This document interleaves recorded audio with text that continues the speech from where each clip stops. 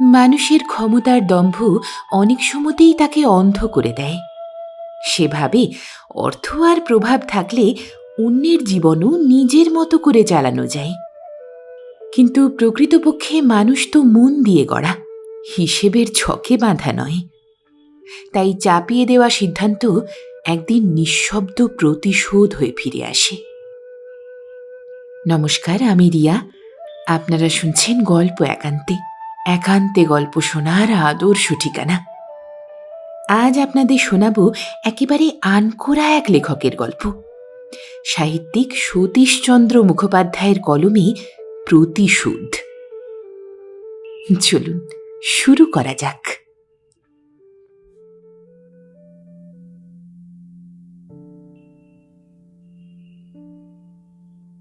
যে গেজেটে সাব জাজ যোগেন্দ্রনাথের রায়বাহাদুর খেতাব আর সেশন জাজের পদপ্রাপ্তিতে অনেক চাকুরিয়ার মনে ঈর্ষার উদয় হয়েছিল, তার ঠিক পরের গেজেটেই যখন প্রকাশিত হলো যে তিনি চাকরিতে ইস্তফা দিয়েছেন, তখন তার মতো চাকুরিয়াদের বিস্ময়ের আর সীমা রইল না। কিন্তু কী কারণে তিনি চাকরিতে উন্নতির সর্বোচ্চ সোপানে উঠতে পেয়েও উঠলেন না, সরাসরি নেমে আসলেন, তা অনেকেই জানতে পারল না। লোকের কৌতূহল নিবারণের পথটিও তিনি বন্ধ করে রাখলেন। বিদায় নিয়েই কাশীবাস করতে চললেন। যোগেন্দ্রনাথের কাশীবাস তাঁর পরিচিত ব্যক্তিদের কাছে তাঁর চাকরি ত্যাগ অপেক্ষাও বিস্ময়কর বলে মনে হল। কারণ যে সময়ে ডেপুটি ম্যাজিস্ট্রেটরা হাকিম এবং মুন্সেফরা নিরীহ বলে বিবেচিত হতেন, সে সময়তেও যোগেন্দ্রনাথ সর্ববিষয়ে ডেপুটির সঙ্গে টক্কর দিয়ে চলতেন। তিনি চাপকান চোগা পরতেন না, কলার টাই ব্যবহার করতেন। দেশি মুচির গড়া জুতো কখনো তার শ্রীচরণ আবৃত করত না। তার বাড়িতে পাচক ব্রাহ্মণও যেমন ছিল, তেমনি মুসলমান বাবুর্চিও বিরাজ করত। চাকরকে তিনি বয় বলে ডাকতেন। হুক্কা পরিহার করে তিনি হাভানা চুরুট টানতেন। তার কন্যা লজ্জাবতীকে তিনি লিজি বলে ডাকতেন এবং বিলাতে না গিয়েই এই দেশে শ্বেতাঙ্গদের মধ্যে যতটা স্ত্রী স্বাধীনতা দেখতে পেতেন, তার কন্যাকেও তাই দিতেন, ইত্যাদি। তিনি পৈতৃক সম্পত্তি পেয়েছিলেন এবং তারপর শ্বশুরের উইলে থোক 1,00,000 টাকা তার স্ত্রীর হস্তগত হয়েছিল।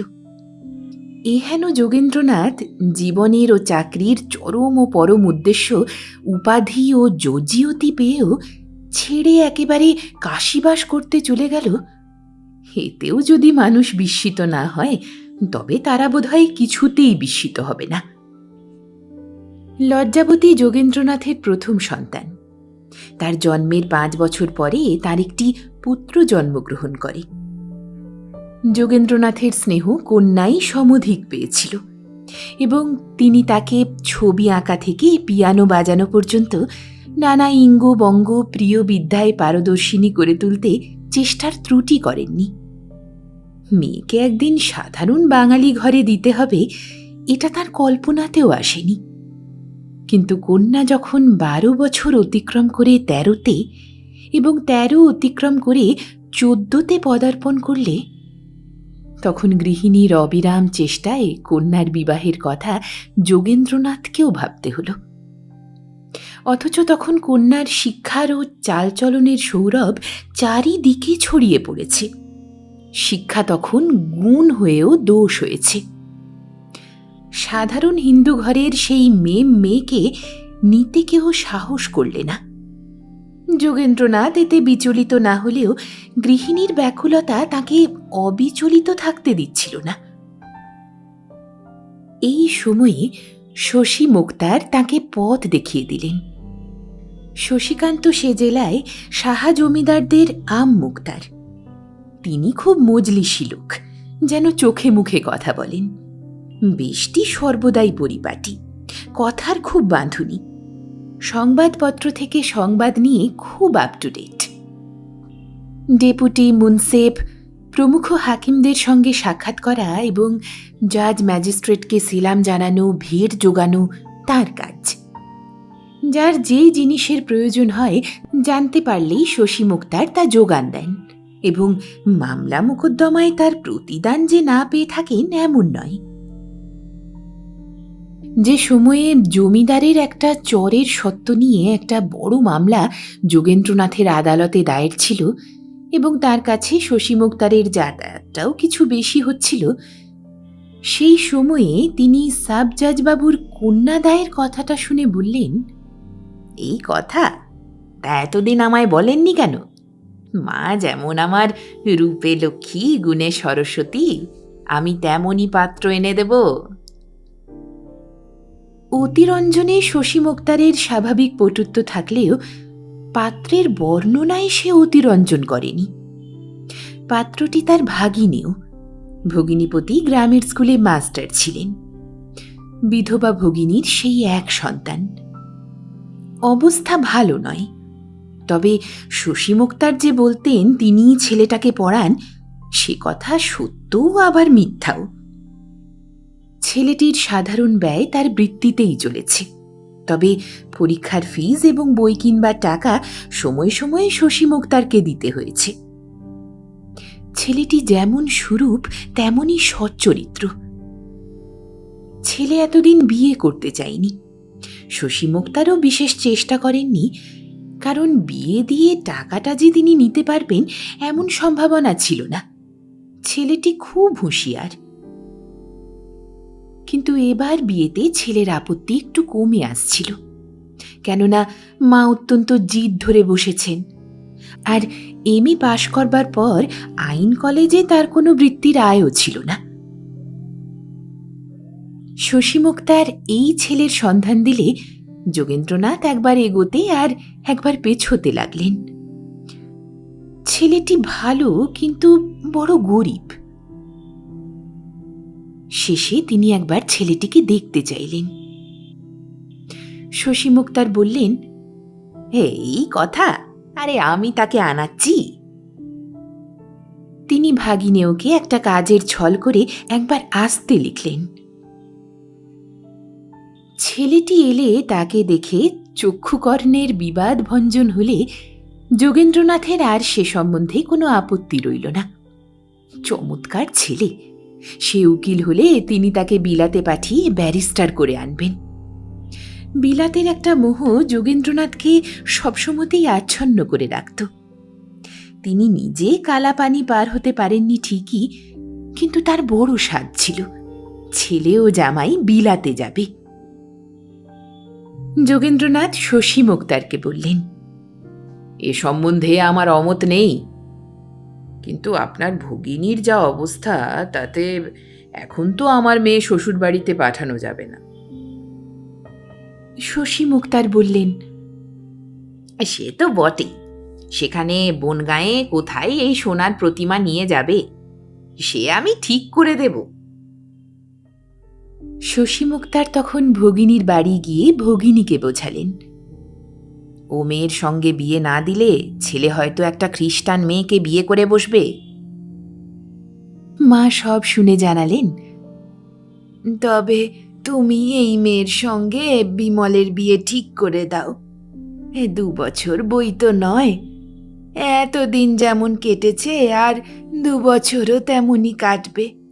আমি বউ আনব না। মাও যখন জিদ করতে লাগলেন, তখন বিবাহে বিমলের আপত্তিও কমে এলো।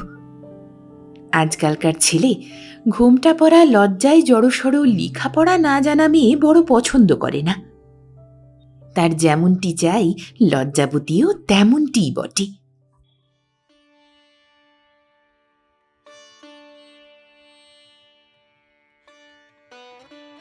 বিয়ের পর 1 বছর প্রেমের নেশায় কেটে গেল। ছুটি পেলেই বিমল শ্বশুর বাড়িতে আসত, হয়তো ফেরবার সময় একবার মার কাছে যেত। যতদিন সে কলকাতায় থাকত, স্বামী স্ত্রীতে প্রতিদিন চিঠি লেখা চলত। মেসের ছেলেরা বলতো, বিমল বাবুর ডেইলি মেল। বিমল যতই স্ত্রীর হৃদয়ের পরিচয় পেতে লাগল, ততই মুগ্ধ হতে থাকল। এত ভালোবাসা! 1 বছর কেটে গেল। প্রেমের রঙিন নেশা ফিকা না হয়ে আরো ঘোরালো হয়ে উঠল। বিমলের মার কাছে যাবার জন্য লজ্জাবতীরই বা কত আগ্রহ। সে বলতো, তুমি একবার বাবাকে বলো আমি যাব, মা সেখানে একা, এটা কি ভালো দেখায়? বিমল তা বুঝে তাকে নিবৃত্ত করত। বাড়িতে তো আর কেউ নেই, মা একা, আর তো একটা বছর, তারপর আমি মাকেও কলকাতায় নিয়ে যাব, তুমিও যাবে বলে সে পত্নীকে কত আদর কত ভালোবাসা দিত। লজ্জাবতী প্রতি সপ্তাহে শাশুড়িকে পত্র লিখত। মা সেজন্য ছেলের কাছে তার কত প্রশংসা যে করতেন বলা বাহুল্য। বলতেন, আর একটা বছর গেলে হয় বাবা, আমার ইচ্ছা হয় দিনগুলাকে হাত দিয়ে ঠেলে ফেলি। দিনগুলো হাত দিয়ে ঠেলে ফেলবার না হলেও দিন দিন কেটে সে বছরও শেষ হল। তারপর আইনের শেষ পরীক্ষা দিয়ে নিশ্চিন্ত হয়ে বিমল শ্বশুর বাড়িতে গেল। এবার স্বামী স্ত্রীতে ভবিষ্যতের ব্যবস্থার আলোচনা হতে লাগল। যোগেন্দ্রনাথ তাদের বিলাত যাত্রার কথা বললে তা যেন বিমলের ভালো লাগতো না। তার কারণ ছিল, স্ত্রীকে ছেড়ে যেতে যুবকের মন সরত না, আর দ্বিতীয়, মা এতকাল একা কাটিয়েছেন, এবার ছেলে বউ নিয়ে ঘর করবেন, তাকে সে আশায় বঞ্চিত করা তার কর্তব্য নয়। কিন্তু আরও একটা কারণ ছিল। তখন পাঞ্জাবে ভারতবাসীর লাঞ্ছনার বিবরণ প্রকাশিত হয়েছে। সমগ্র ভারত সেই অপমানের বেদনায় চঞ্চল হয়ে উঠেছে। বিদেশের দিক থেকে মুখ ফিরিয়ে লাঞ্ছিত স্বদেশীর পাশে নিজেদের স্থান সন্ধান করছে। ভারতবাসীর আত্মস্থ হবার ডাক এসেছে। একে এই সময় আর বিদেশে শাসক সম্প্রদায়ের দেশে যেতে বিমলের ইচ্ছে হচ্ছিল না। বিমল স্বভাবত খোলা মানসিকতার লোক, তাতে আবার স্ত্রীর প্রতি ভালোবাসার জন্য সে কোনো কথা স্ত্রীর কাছে গোপন রাখত না। কাজেই সে কথাও সে লজ্জাবতীকে জানালো। লজ্জাবতীরও স্বামীর মত ছাড়া অন্য কোনো মত ছিল না। বিয়ের আগে বিমল সময়ে সময়ে মামার কাছে এসেছে, কাজেই সে শহরে তার পরিচিত যুবকরা যারা ছিল তারা জানত বিমল সুকণ্ঠ। বিমল হাকিমের জামাই হবার পরও যখন শ্বশুরবাড়িতে আসত, তখনই পূর্ব পরিচিতদের সাথে এমনভাবে মিশত যে কেউ তার ব্যবহারের নিন্দা করতে পারত না। প্রায় প্রতিদিন অপরাহ্নে তারা শহরের বাইরে নদীর ধারে মাঠে গিয়ে বসত। গাছের উপর পাখির ডাক, আকাশের গায়ে বর্ণের খেলা, নদীর জলে তরঙ্গভঙ্গ। তারই মধ্যে বিমল যখন গান করত, তখন সকলেই মুগ্ধ হয়ে সেই গান শুনত। শেষে আকাশের তারা ফুটে এলে সকলে ফিরে আসত।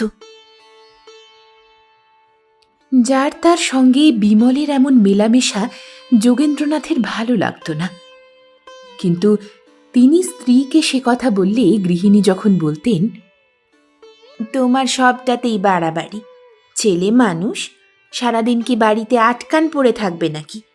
ওসব ছেলে ওর আলাপি, ওদের সঙ্গে মেশা বন্ধ করলে ওরাই বা কি বলবে বলো? তখন স্ত্রীর দিক থেকেও সহানুভূতি না পেয়ে যোগেন্দ্রনাথ আর সে কথা তুলতেন না।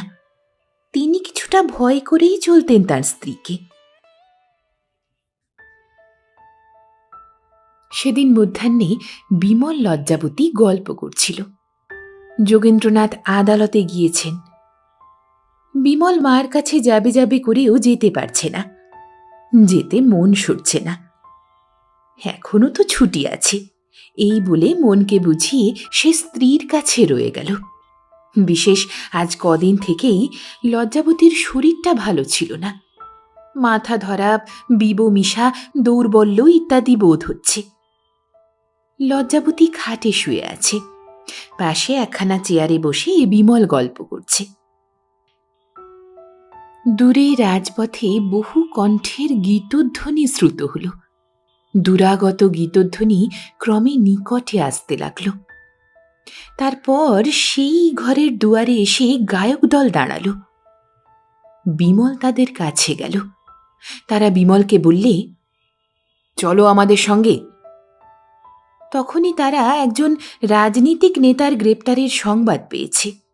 বাজারে বিদেশি কাপড়ের দোকানে পিকেটিং করতে যাচ্ছে। ভাবপ্রবণ বিমল না বলতে পারল না, তাদের সঙ্গে চলল। তারা বাজারে পৌঁছে দেখল কর্তব্যপরায়ণ পুলিশ দারোগা প্রস্তুত হয়ে আছে, তাদেরকে গ্রেপ্তার করবে। যুবক দল গ্রেপ্তার হয়ে থানায় এবং থানা থেকে মহকুমা হাকিমের আদালতে নিত হল। তাদের মুখে হাসি। তারা স্থানীয় উকিল, মুক্তার, ডাক্তার প্রভৃতির পুত্র, ভ্রাতুষ্পুত্র অথবা ভাগিনীও। ডেপুটি বাবু তাদের সকলকেই সতর্ক করে ছেড়ে দিলেন। কেবল দলপতি বলে বিমলের সম্বন্ধে ব্যবস্থা হল।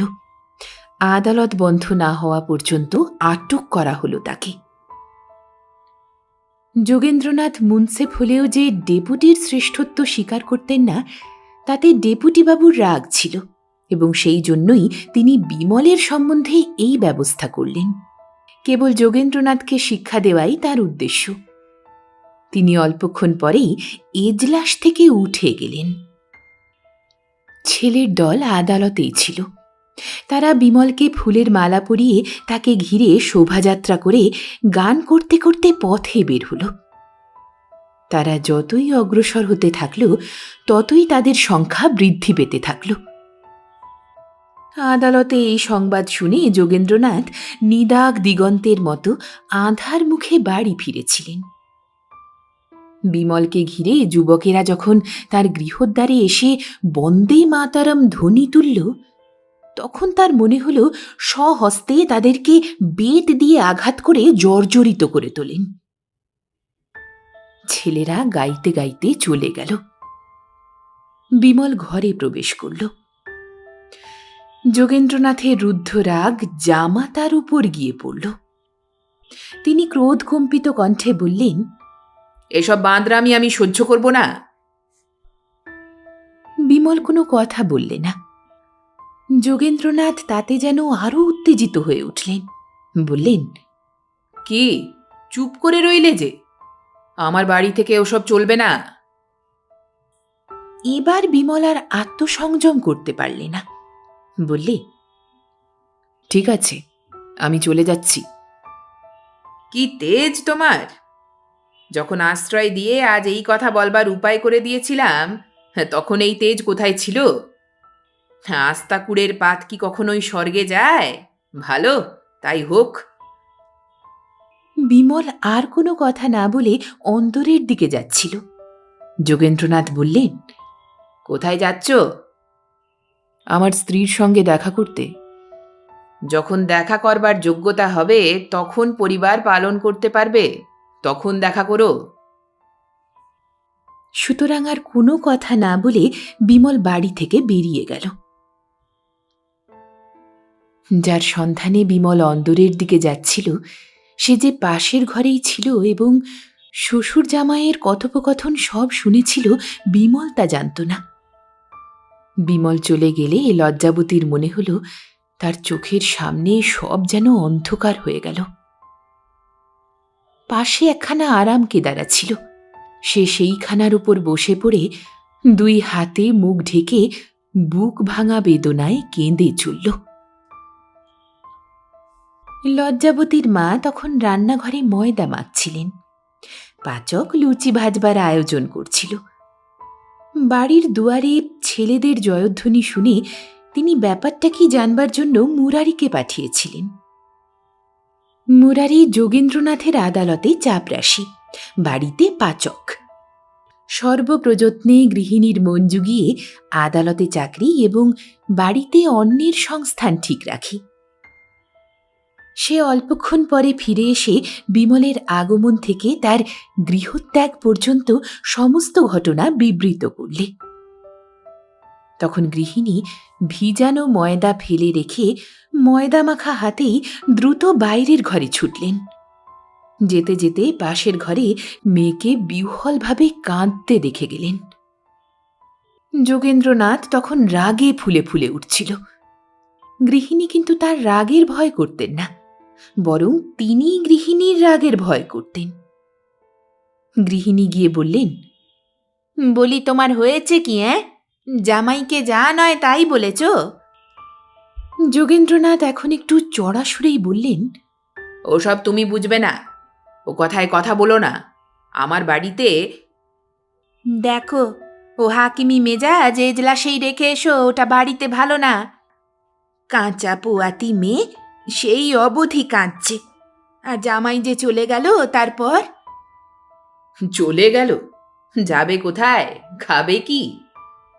তোমার জামাই হবার আগে তো না খেয়েই 20 বছর ছিল। খাবার ভাবনাই বা কি?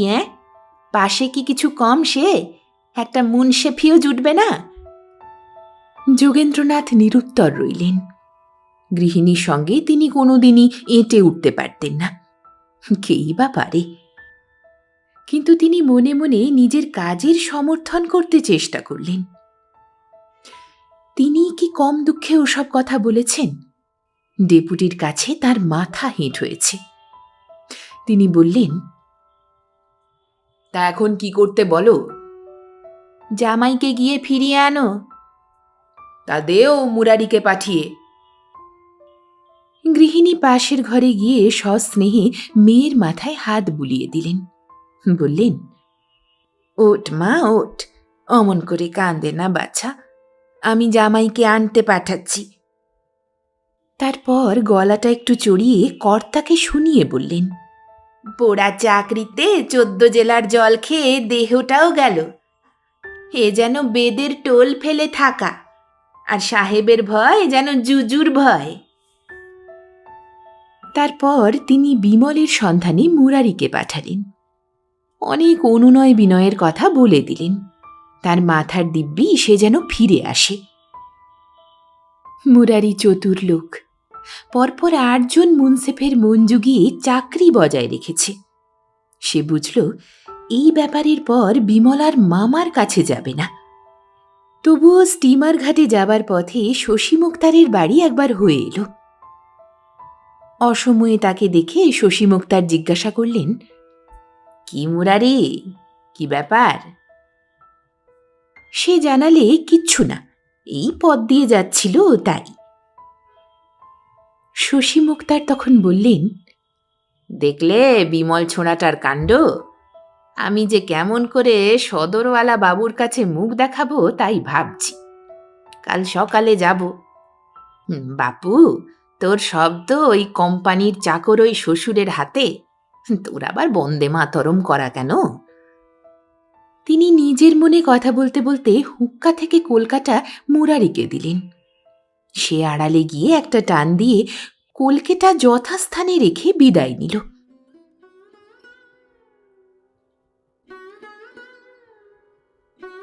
স্টিমার ঘাটেই মুরারি বিমলের দেখা পেল। সে অত্যন্ত বিনীতভাবে গৃহিণীর কথা বিমলকে জানালো, কিন্তু শেষ অবধি শোনবার ধৈর্য বিমলের ছিল না। সে বললে, আবার যেতে হবে, তাই চাপরাশি পাঠিয়েছেন? কেন, বড় মানুষের মেয়ে বিয়ে করে যা অপমান হবার তার সবই তো হয়ে গেছে, আরও কিছু বাকি আছে নাকি? খানিকটা ব্যর্থ চেষ্টার পর মুরারি ফিরে গেল। টিকিট কিনে বিমল স্টিমারে উঠল। টিকিট কেনবার সময়ে কয়েক বছরের অভ্যেস মতো সে 2য় শ্রেণীর টিকিটই কিনতে যাচ্ছিল, কিন্তু অবশেষে সে 3য় শ্রেণীর টিকিটই কাটল। সে দরিদ্রের সন্তান, দরিদ্র, দারিদ্রে তার লজ্জা কি? স্টিমার ছেড়ে দিল। 3য় শ্রেণীর যাত্রীরা ডেকের উপর ভিড় করেছিল। শোবার স্থানাভাব, তাদের মধ্যেই একপাশে বসে বিমল ভাবতে লাগল। সে মুরারিকে বলেছিল, বড় মানুষের মেয়ে বিয়ে করেই তার যত অপমান। কথাটা কতটা সত্য? বড় মানুষের মেয়ে বিয়ে করে তার যত অপমানই হোক না কেন, লজ্জাবতী তো কখনো কোনো অপরাধ করেনি। লজ্জাবতীর কোনো দিনের কোনো ব্যবহারে সে তার প্রতি প্রেম ছাড়া অবজ্ঞার কোনো চিহ্ন খুঁজে পায়নি, বরং সে তার ব্যবহারে তার প্রতি নির্ভরশীলতার পরিচয় পেয়েছে। সে তার গরিবের ঘরে যাবার জন্য বহুবার ব্যস্ততা প্রকাশ করেছে। এমন অবস্থায় লজ্জাবতীর উপর রাগের তার কোনো কারণ থাকতে পারে না। লজ্জাবতী তার স্ত্রী, সে যে আসবার সময় তার সাথে দেখা করে আসতে পারল না, এতে তার বুক বেদনায় কাতর হয়ে উঠল। আর সেজন্য দায়ী যোগেন্দ্রনাথ।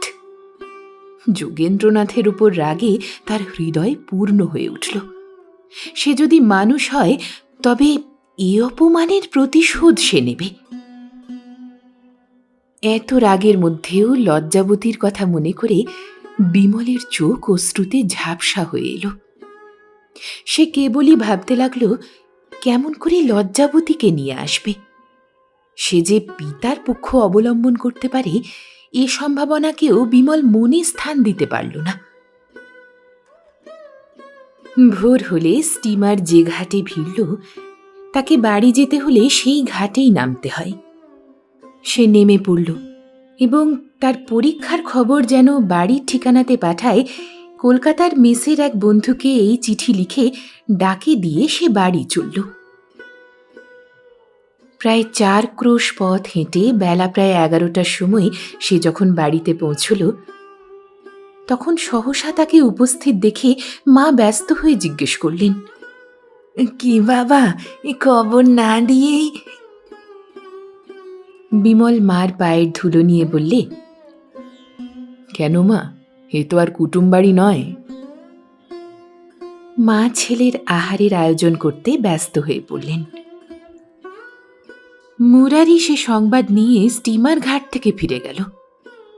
তা শুনে লজ্জাবতীর মা কর্তার উপর রাগের এমন ঝাল ঝাড়লেন, যোগেন্দ্রনাথের মুখে আর কথা ফুটল না। পরদিন প্রাতেই তিনি শশী মুক্তারকে ডাকিয়ে সব কথা বললেন এবং শেষে বললেন, আচ্ছা বলুন দেখি আমার কি দোষ? আমাকে অমন করে অপমান করলে তা আমি যদি রাগের মাথায় দুটো কথাই বলে থাকি, তাই কি অমন করতে আছে? সে তো বটেই, বলে বাপের বাড়া শ্বশুর, যার থেকে তোর সব। কথাটা হচ্ছে ওই যে আজকাল বন্দে মাতরম হয়েছে, ওতেই ছেলেদের মাথা খেয়েছে, আর কাউকে গ্রাহ্য করে না, দেশের সর্বনাশ হচ্ছে। শশী মুক্তার সংবাদ আনিয়ে দেবে বলে চলে গেল এবং সেই দিনই বিমলের বাড়ি যাত্রা করল। শশী মুক্তার গিয়ে সব কথা খুলে বললে। তখন বিমলের মা ছেলেকে বললেন, লক্ষ্মী বাবা আমার, শ্বশুর এত করেছেন, রাগ করো না, তুমি ফিরে যাও বাবা। বিমল কিছুতেই সম্মত হল না। মা শশী মুক্তারকে বললেন, দেখো, আমার তো যা সাধ্য করলাম, ছেলে কিছুতেই রাজি হচ্ছে না। তা তো দেখলাম, কিন্তু এও বলে দিচ্ছি ওর কপালে দুঃখ আছে, অত তেজ ভালো নয়, ভালো নয়। তারপর শশী মুক্তার ফিরে যাবার আয়োজন করতে লাগলো। তার রওনা হবার আগেই গ্রামের ডাকপিয়ন বিমলের বাড়িতে আসলো, হাতে একখানা টেলিগ্রাম। শশী মুক্তার ভাবল এ আবার কি। বিমল টেলিগ্রাম নিয়ে খাম খুলে ফেলল। তাতে খবর ছিল সে ওকালতি পরীক্ষায় সর্বোচ্চ স্থান অধিকার করেছে। বন্ধু লিখেছে আইন কলেজে একটা চাকরি খালি আছে, সে কলকাতায় ফিরে চেষ্টা করলেই চাকরিটা হবার সম্ভাবনা রয়েছে। তবে তো বিমলও একদিন হাকিম হতে পারে। শশী মুক্তার ভেবে বললে, সে আমি বরাবরই জানি তোমার ভালো হবেই, আশীর্বাদ করি চিরজীবী হও। দেখো, শ্বশুর শালা ও সব কিছুই নয়, অদেষ্টেই সব। কলকাতায় গিয়ে বিমল লজ্জাবতীর পত্র পেল। তুমি কেন আমাকে নিয়ে গেলে না? তোমার অপমান কি আমার অপমান নয়? আমাকে এই অপমান সইতে রেখে গেলে? আমি নিজে যেতে পারি না, নইলে চলে যেতাম। আমাকে নিয়ে যাও। চিঠি পড়ে বিমলের বুকটা বেদনায় টনটন করে উঠল। লজ্জাবতীর কথা মনে করে সে যেন আর স্থির থাকতে পারছিল না। কিন্তু স্থির না থেকেই বা উপায় কি? সে নিঃস্ব, মেসে থেকে চাকরির চেষ্টা করছে, বিশেষত সে নিঃসম্বল। সে সেই কথাটাই লজ্জাবতীকে লিখল। আমার একটা সুবিধে হলেই, আমি পরিবার প্রতিপালন করতে পারলেই তোমাকে নিয়ে আসব। এখন নিয়ে আসতে চাইলেও তোমার বাবা আসতে দেবেন না। এই নিয়ে আবার একটা কেলেঙ্কারি করা ভালো দেখাবে না। উত্তরে লজ্জাবতী লিখল, আমি গরিবের স্ত্রী, গরিবের মতো থাকব। তুমি আমাকে তোমার বাড়িতে তোমার মার কাছে নিয়ে যাও না। চিঠি পড়ে বিমল হৃদয়ে পরম আনন্দ লাভ করল। কিন্তু লজ্জাবতী কখনো গরিব গৃহস্থের ঘরের কাজ করেনি, বিশেষ তার বর্তমান স্বাস্থ্যে। সে লজ্জাবতীকে লিখল। সে তার চিঠি পেয়ে যে কত সুখী হয়েছে তা পত্রে প্রকাশ করা যায় না। তা প্রকাশ করা যায় শুধু ভালোবাসা আর আদর দিয়ে। কিন্তু তার মন যতই দৃঢ় হোক না কেন, শরীরে তার কষ্ট সইবে না, বিশেষ করে এই সময়। এদিকে যে গৃহ থেকে স্বামী অপমানিত হয়ে চলে গিয়েছেন, সেই গৃহে বাস করা লজ্জাবতীর পক্ষে বিশেষ কষ্টকর বলে মনে হল। তা বিমল সম্মুখ উপলব্ধি করতে পারল না। উপলব্ধি করলেন লজ্জাবতীর মা। লজ্জাবতীর শরীরের অবস্থা দেখে তিনি দিন দিন শঙ্কিত হতে থাকলেন। সে দৌর্বল্য, সে শীর্ণতা তো সম্ভাবিত মাতৃত্বের লক্ষণ বলে উপেক্ষা করা যায় না। ক্রমে যোগেন্দ্রনাথেরও সেই দিকে দৃষ্টি পড়ল। তিনিও বিশেষ চিন্তিত হলেন, কিন্তু কি করবেন ভেবে পেলেন না। শেষে তিনি মান মর্যাদার বৃথা গর্ব পরিহার করে শশী মুক্তারকে দিয়ে বিমলকে চিঠি লেখালেন। তার স্ত্রী তাকে ইচ্ছা করে, সুতরাং তাকে নিয়ে যাওয়া হোক। উত্তরে বিমল মাতুলকে লিখল, আমি সেই চেষ্টাই করছি। যেদিন স্ত্রীকে আনবার ব্যবস্থা করতে পারবো সেই দিনই আনব। তাতে একদিনও বিলম্ব হবে না। আজও যে এই অপমান সহ্য করতে হচ্ছে, সেটা কেবল আমি নিরুপায় বলে। বেশ কিছুদিন পরে সৌভাগ্যক্রমে চেষ্টার ফলে বিমল চাকরি পেল। প্রথম মাসের বেতন পেয়েই সে বাসা ভাড়া করে লজ্জাবতীকে আনবার খরচ শশী মুক্তারকে পাঠিয়ে স্বয়ং মাকে আনতে গেল। সে মাকে নিয়ে কলকাতায় আসবার পরদিনই শশী মুক্তার লজ্জাবতীকে নিয়ে আসলেন। 2 মাস পরে পত্নীকে দেখে বিমল শঙ্কায় শিউরে উঠল। এ যেন দীর্ঘকাল রোগভোগের পরে কোনো শীর্ণ রোগী। অধ্যাপকের বেতন বেশি নয়, তাকে কলকাতার বাসার খরচ কুলিয়ে পত্নীর চিকিৎসার ব্যবস্থা করতে হবে। আপাতত ওকালতি করবার সংকল্প পরিত্যাগ করে বিমল একটা ছাত্র পড়ানোর চাকরি নিল। কলকাতায় এসে বোধহয় মনের আনন্দে প্রথম কয়দিন লজ্জাবতীর একটু স্বাস্থ্যোন্নতি হল, কিন্তু সে উন্নতি স্থায়ী হল না। পক্ষকাল পরেই সে এত অসুস্থ হয়ে পড়ল যে ডাক্তার তাকে শয্যা নিতে উপদেশ দিলেন। স্বামীর অবস্থা সে জানত। সেই অবস্থায় সে যে স্বামীর বিষম ভার হয়ে গেছে, এই দুশ্চিন্তায় লজ্জাবতী যেন আরো দুর্বল হয়ে পড়তে লাগল। চাকরি বজায় রেখে রোগীর সেবা শুশ্রূষার ব্যবস্থা করা দুষ্কর ব্যাপার, কিন্তু অতর্কিতভাবে বিমলের সে কাজ সুলভ হয়ে আসত। তার বাড়ির কাছেই কংগ্রেস কমিটির একটি কার্যালয় ছিল। সে যে একবার স্বদেশী গান গেয়ে শোভাযাত্রা করে লাঞ্ছিত হয়েছিল, সে সংবাদ পেয়ে কমিটির সদস্যরা সব সময় তার কাছে আসত। তারাই এই বিপদে বিমলের অবলম্বন হয়েছিল এবং তাদের জন্য বিমল কোনোদিনই লোকের অভাব অনুভব করত না। প্রায় 1.5 মাস চিকিৎসা চলল। রোগীর অবস্থা দিন দিন শোচনীয় হয়ে আসতে লাগল।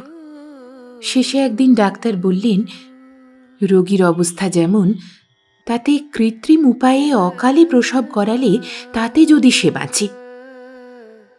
বিমলের মাথা ঘুরে গেল। সে মার সঙ্গে পরামর্শ করল। মা বললেন, যেমন করে হোক বৌমাকে বাঁচা। সেই আয়োজনই চলতে লাগল।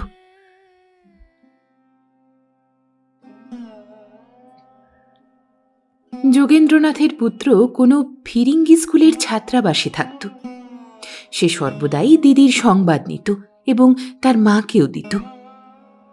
এই সংবাদ শুনে সে জিজ্ঞাসা করল, জামাইবাবু, মাকে আসতে টেলিগ্রাফ করব? বিমল কঠোর স্বরে না জানিয়ে দিল। অগত্যা সে টেলিগ্রাফ না করে চিঠি লিখল। এদিকে লজ্জাবতী যখন শুনল তাকে কৃত্রিম উপায়ে প্রসব করানো হবে, তখন তার কোটরগত নয়ন জলে ভরে উঠল। সে স্বামীর ভার মাত্র হয়েছে, তবুও তার আশা ছিল স্বামীকে তার ছেলে উপহার দিতে পারবে। হায়, সে আশাও বুঝি আর নাই। দুশ্চিন্তায় তার এমন অবসাদ হল যে ডাক্তাররা আরো ভয় পেয়ে গেলেন। কিন্তু তখন অস্ত্রোপচার ব্যতীত আর কিছুতেই জীবন রক্ষার কোনো আশা ছিল না। তাকে অজ্ঞান করবার আগে সে শাশুড়ির ও স্বামীর পদধূলি নিল।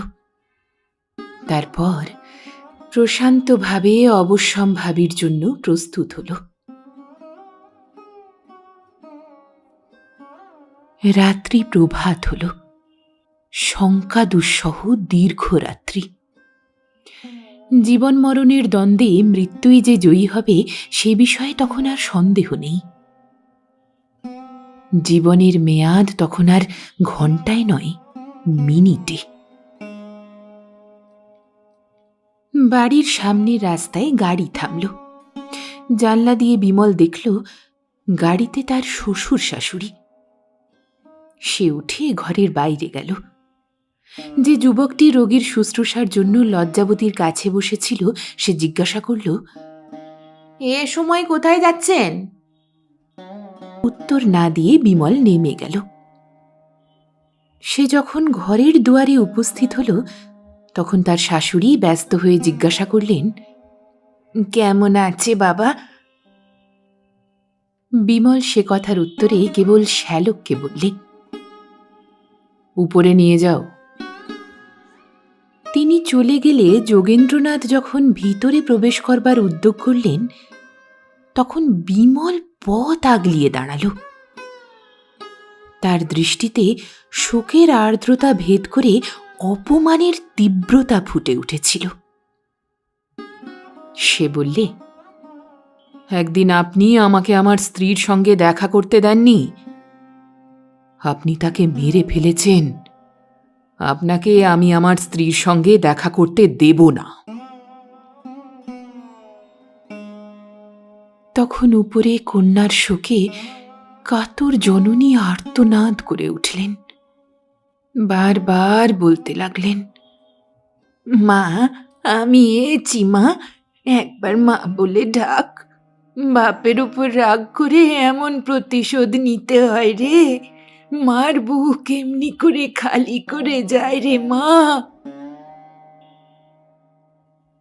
যোগেন্দ্রনাথের মনে হল শোকাতুরা জননীর সেই আর্তনাদ তাঁরই হৃদয় বিদ্ধ করে তার অপরাধের প্রতিশোধ বুঝিয়ে দিচ্ছে। যতদিন তিনি বেঁচে থাকবেন ততদিন কেবল অনুতাপের যাতনা ভোগ করবেন। চাকরি, উপাধি, অর্থ কিছুতেই তিনি সুখ পাবেন না। সেই দিনই গেজেটে তার উপাধি প্রাপ্তির এবং পদ বৃদ্ধির সংবাদ প্রকাশিত হল। সে সংবাদও যেন তার বুকে জ্বালার সঞ্চার করল। সুতরাং তিনি পদত্যাগপত্র পাঠিয়ে দেশত্যাগের আয়োজন করলেন।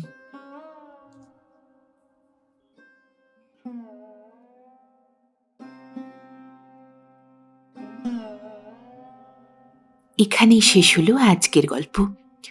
গল্পটি কেমন লাগলো কমেন্ট করে আপনার মতামত জানাতে ভুলবেন না। ভালো লাগলে একটি লাইক আর পরবর্তী গল্প শোনার জন্য সাবস্ক্রাইব করে রাখতে পারেন। ভালো থাকুন, সুস্থ থাকুন আর শুনতে থাকুন গল্প একান্তে।